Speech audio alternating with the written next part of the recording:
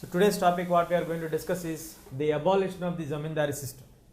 How was the system earlier? See, at the time of independence, the Indians, let us study about the rural India.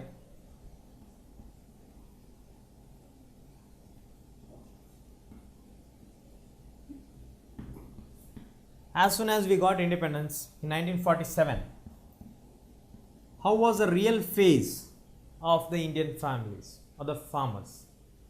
So the situation is that we have 18.6 crore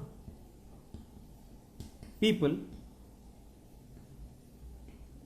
which is nearly 55% of them don't own even a single stretch of land, which means like most of the land was owned either by the zamindars or by the intermediaries. As the time passed on, the government realized that in order to give a strong hold to the agriculture and to encourage the farmers, we should redistribute the lands.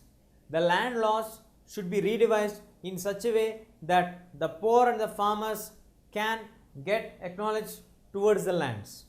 Now the issue is, as they were not educated at all at that point of time, they don't have any other possible alternative jobs other than doing farming or working as an agricultural laborers.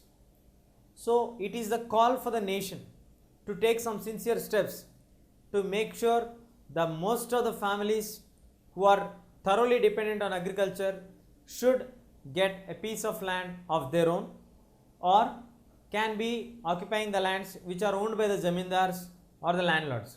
So the zamindari system was cancelled. When did this call really come up? The government of India, as soon as the new independent nation was formed, realized the fact that most of the Indians are highly uneducated. Their education could not fetch them a very valuable job for which they can get a high amount paid for them. So the best alternative what they have is to move to the farming of agriculture or work as labor in the fields of agriculture under any rich person or a zamindar who owns the lands. As the time passed on, if you see seriously against the Britishers never seriously concentrated on the policy of agriculture or to get benefit for the agricultural farmers. They tried most of the time to get the knowledge or to understand the facts of agriculture by concentration on the which crops are useful for us. I mean like which are useful for them in the Britain, which would get profit for them when they sell it in the abroad market. These are the key concepts where the Britishers have concentrated seriously.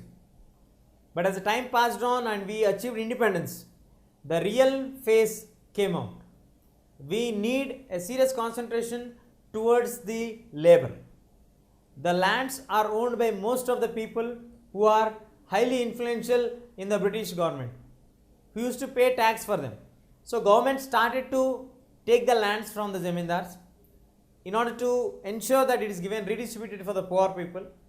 They decided to sell the lands, I mean like to buy the lands from the zamindars whose income was like, suppose if it is 10,000 per year, they are ready to pay 30 to 40 times extra than that and purchase the lands and redistribute them for the poor. Like most of them will get the benefit. Most of the poor people can turn into a real farmers who own a piece of land. In this way, they started to think on the policies of how to develop the nation and end this poverty or the poor condition of the farmers. And also we got the slogan rising by this time, the land to the tiller. A person who is working on the land should be given like the real owner of the land is a person who is tilling the land, who is doing hard work on the land. So this initiative was growing up day by day. So let us see, how did the zamindar system was abolished? Is it really abolished or it was stopped on one name and did it continue in the other names? Let's find out.